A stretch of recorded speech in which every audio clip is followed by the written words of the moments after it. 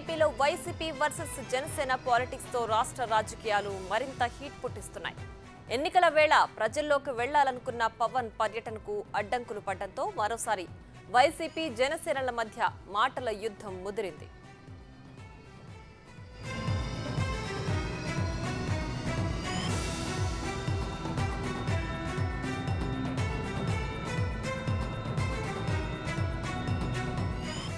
అధికారమే లక్ష్యంగా దూకుడు పెంచిన జనసేనాని ప్రజాక్షేత్ర పర్యటనకు షెడ్యూల్ ఖరారు చేసుకున్నారు.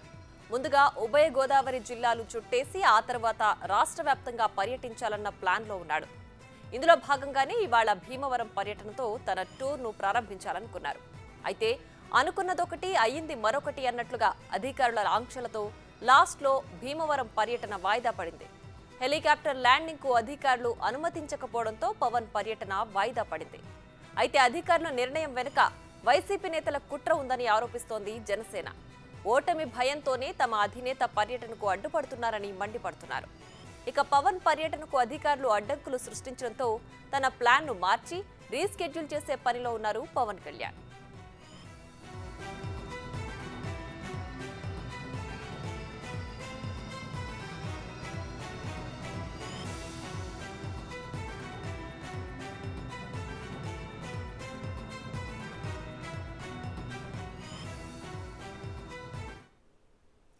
ఇక ఇదే అంశానికి సంబంధించి మరింత సమాచారం మా ప్రతినిధి శివ విజయవాడ నుంచి లైవ్ లో అందించడానికి సిద్ధంగా ఉన్నారు. శివ, చెప్పండి, పవన్ పర్యటనకు వైసీపీ సర్కార్ అడ్డంకులు సృష్టిస్తుంది అని చెప్పి ఆరోపిస్తున్నారు. పవన్ పర్యటనకు సంబంధించి పూర్తి డీటెయిల్స్ ఏంటి? ప్రియా, మొత్తం మీద చూసుకుంటే జనసేన అధినేత పవన్ కళ్యాణ్ ఈ రోజు నుంచి దాదాపుగా 4 రోజుల పాటు భీమవరం, అమలాపురం, కాకినాడ, రాజమండ్రి 4 పార్లమెంటు నియోజకవర్గాల పరిధిలో కార్యకర్తలు, ముఖ్యమైన నాయకులు, జనసేన సైనికులతో అలాగే జనసేన అభిమానులు, వీర మహిళలతో సమావేశం నిర్వహించారు. కానీ ఈ నేపథ్యంలో ఆయన ప్రతిరోజు కూడా విజయవాడ నుంచి పార్టీ కార్యాలయం నుంచి గన్నవరం నుంచి ప్రత్యేక హెలికాప్టర్ ద్వారా కూడా ప్రతిరోజు ఆ నియోజకవర్గం అంటే ఈ రోజు భీమవరం వెళ్ళి సాయంత్రానికి తిరిగి వచ్చే విధంగా, రేపు అమలాపురం వెళ్ళి సాయంత్రానికి తిరిగి వచ్చే విధంగా, ఎల్లుండి కాకినాడ వెళ్ళి సాయంత్రానికి, అట్లా ఆయన రూట్ మ్యాప్ను ఖరారు చేసుకున్నారు. ఎక్కడికి ఏ జిల్లాకు పర్యటనకి వెళ్ళినా కానీ తిరిగి అమరావతి వచ్చే విధంగా ఆయన ప్రత్యేకమైన హెలికాప్టర్ను పెట్టుకొని కార్యాచరణ రూపొందించుకున్నారు. అయితే 2019 నుంచి ఇప్పటి వరకు కూడా భీమవరానికి సంబంధించి విష్ణు కాలేజీ సమీపంలో అనేక సార్లు హెలిప్యాడ్ని ఏర్పాటు చేశారు జన సైనికులు. ఎప్పుడు పెట్టని అడ్డంకులు ఈ ఒక్కసారి ఎందుకు పెట్టాల్సి వచ్చిందని చెప్పి కూడా జన సైనికులు తీవ్రస్థాయిలో ఆగ్రహం వ్యక్తం చేస్తున్నారు. ఎస్పీకి అనుమతి కోరుతూ 10 రోజుల క్రితమే లేఖ రాశారు జనసేన అధినేత పవన్ కళ్యాణ్తో పాటు ముఖ్యమైన నేతలు. దానికి సంబంధించి జిల్లా పోలీసు అధికారులు కూడా క్లియరెన్స్ ఇచ్చారు. కానీ R&B అధికారులు మాత్రం అక్కడ అనుమతి ఇవ్వడానికి నిరాకరిస్తున్నారు. ఇక్కడ జన సైనికులు ఒకటే ప్రశ్నిస్తున్నారు. 2019 నుంచి ఇప్పటి వరకు దాదాపుగా 4 సార్లు తమ అధినేత పర్యటన చేశారు.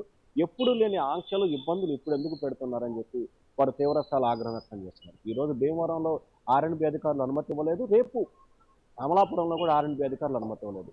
సాధారణ చూసుకుంటే మామూలుగా ఏటీసీ అధికారులు కానీ, పోలీసు అధికారులు కానీ ఆంక్షలు పెడతారు, అనుమతి ఇవ్వరు. కానీ ఇక్కడ మాత్రం R&B అధికారులు ఆంక్షలు పెడుతున్న పరిస్థితి కొంత విచిత్రంగా ఉన్న పరిస్థితి మనం ప్రధానంగా గమనించాలి. ఇక పవన్ కళ్యాణ్ పర్యటన అడ్డుకునే దాంట్లో వైఎస్ఆర్సీపీ కీలకమైన పాత్ర పోషిస్తుంది. ఆ అడ్డుకునే ప్రయత్నం ముఖ్యంగా ఉభయ గోదావరి జిల్లాకు సంబంధించి ఉత్తరాంధ్రలో జనసేనకి భారీ స్థాయిలో బలం ఉంది, ఎక్కువ స్థానాలు గెలిచే అవకాశం ఉంది. ఓటమి భయంతోనే కావాలని రాజకీయ వేధింపులకు పాల్పడుతూ రాజకీయంగా ఇబ్బందులు సృష్టిస్తున్నారని చెప్పి కూడా జన సైనికులు వైసీపీపై తీవ్రస్థాయిలో ఆగ్రహం, అసంతృప్తి వ్యక్తం చేస్తున్నారు. అయితే పవన్ కళ్యాణ్ మాత్రం ఈ రోజు మీరు అనుమతి ఇవ్వకపోయినా ఖచ్చితంగా రీషెడ్యూల్ చేసుకునైనా సరే మరోసారి అక్కడ పర్యటన వెళ్తాను, మరొకసారి హెలిప్యాడ్ కనుక అనుమతి ఇవ్వకపోతే ఖచ్చితంగా బై రోడ్ అయినా వెళ్ళి ఖచ్చితంగా కార్యకర్తలు, నేతలతో సమావేశం నిర్వహిస్తాను, ప్రజాక్షేత్రంలో తాడో పేడో తేల్చుకునేందుకు తాను సిద్ధంగా ఉన్నానని చెప్పి పవన్ కళ్యాణ్ ఇప్పటికే స్పష్టమైన సందేశాన్ని ఇటు పోలీసులకి, ఇటు ప్రభుత్వానికి, ఇటు కార్యకర్తలకు కూడా ఇచ్చిన పరిస్థితి కనిపిస్తుంది. సో ఏదైతే రేపు అమలాపురానికి కూడా అనుమతి కనుక ఇవ్వకపోతే ఖచ్చితంగా రానున్న 2-3 రోజుల్లో మళ్ళీ తిరిగి పర్యటనని ఖరారు చేసి రోడ్డు మార్గం ద్వారా వెళ్ళాలని చెప్పి కూడా జనసేన అధినేత నిర్ణయం తీసుకుని తెలుస్తా ఉంది. దానికి సంబంధించి రూట్ మ్యాప్లు కూడా ఖరారు చేసే పనిలో ఉన్నారు. కానీ వాస్తవానికి ఎన్నికల టైంలో రోడ్డు ద్వారా వెళ్ళాలంటే చాలా ఇబ్బందికర పరిస్థితి ఏర్పడుతుంది. రాష్ట్ర వ్యాప్తంగా ఆయన పర్యటన చేయాలి, అందులోనూ 2 నెలల సమయం ముందు 3 విడతలుగా పర్యటన చేయాలి రాష్ట్ర వ్యాప్తంగా. సో ఈ నేపథ్యంలోనే ప్రత్యేక హెలికాప్టర్లు వినియోగం ఎందుకు అధికారులు అనుమతి ఇవ్వట్లేదు అనే దానికి సంబంధించి ఖచ్చితంగా దీనిపై చర్యలు తీసుకోవాలని చెప్పి కూడా జనసేన భావిస్తాం. ఖచ్చితంగా దీనిపై గవర్నర్కి అలాగే అధికారులకి అవసరమైతే ప్రధానమంత్రికి కూడా ఫిర్యాదు చేసేందుకు వెనుకాడేది లేదని చెప్పి జన సైనికులు చెప్తా ఉన్నారు. మరి ఈ రోజు అడ్డుకున్న R&B అధికారులు పవన్ కళ్యాణ్ భీమవరం పర్యటన అయితే ఈ రోజు రద్దయింది. మరి రేపు అమలాపురం కొనసాగుతుందా లేదా అనే ఉత్కంఠ అయితే కొనసాగుతూ ఉంది. ఒకవేళ అమలాపురం పర్యటన కూడా అడ్డుకుంటే గనక ఖచ్చితంగా దీనిపై న్యాయ పోరాటం చేయాలని చెప్పి కూడా జనసేన నిర్ణయం తీసుకొని తెలుస్తా ఉంది ప్రియా. రైట్ శివ, అలాగే పర్యటనకు ముందు అనుమతులు ఇచ్చి తర్వాత నిరాకరించడాన్ని వైసీపీ కేవలం ఓటమి భయంతోనే ఇలా చేస్తోంది అని జనసేన ఆరోపిస్తోంది. దీన్ని ఎలా భావించాలంటారు? ఖచ్చితంగా ఎందుకంటే ఉభయ గోదావరి జిల్లాలకు సంబంధించి ఖచ్చితంగా జనసేనకి బలం ఉన్న జిల్లాలు ఆ రెండు. ఆ తర్వాత ఉత్తరాంధ్ర జిల్లాలో బలం ఉంది. సో ఈ నేపథ్యంలో ఉత్తరాంధ్ర జిల్లాలకు సంబంధించి ఏ విధంగా ఉన్న ఉభయ గోదావరి జిల్లాలో జనసేన అధినేత పవన్ కళ్యాణ్ అడ్డుకోవాలనేది వైఎస్ఆర్సీపీ రాజకీయ వ్యూహంగా కనిపిస్తోంది. ఆ వ్యూహంలో భాగంగానే వాస్తవానికి పోలీసులు అడ్డుకోవాల్సిన పరిస్థితి, కానీ పోలీసులు క్లియరెన్స్ ఇచ్చారు.